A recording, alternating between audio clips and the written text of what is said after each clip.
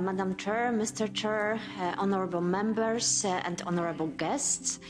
I come from a country where combating violence against women is regarded as an ideology, gender ideology, where the Istanbul Convention has been ratified, but only just, where after ratification the President of the Republic of Poland says we do not need to implement the Convention, where the government has planned to withdraw from the Convention. For this reason, I believe that the European Parliament's resolution adopted last Thursday is one of the most important political decisions it has ever made. This is a clear message for all European women and men that women's human rights are one of the key values of the European Union. And I'm of those politicians who, in her fight for women's rights, for the rights of women victims of domestic violence, has dedicated the last 20 years of her professional career. As a law student, I was assisting women who came to NGO for help. As a lawyer in government administration, I prepared the first draft of an act of preventing domestic violence.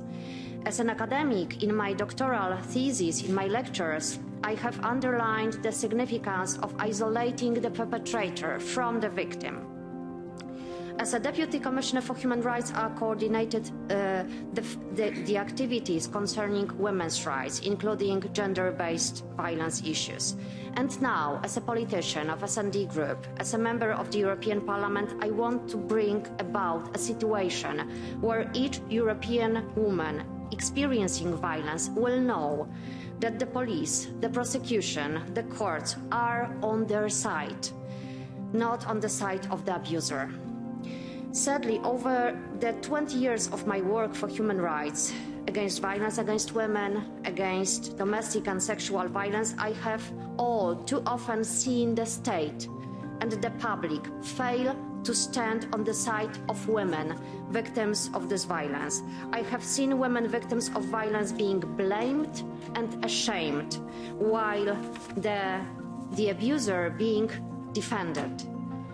It is high time the state stood on the side of women who are victims of violence.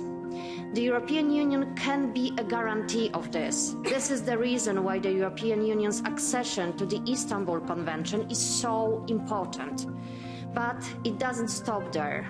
Furthermore, we need to make sure that the European Union has a basis to create new, detailed regulations protecting women against violence. For this purpose, the catalogue of crimes recognized by the EU must be complemented by violence against women and by domestic violence. The situation of women living in the EU, in that they cannot feel safe in their own homes, is one of the greatest pathologies of the 21st century.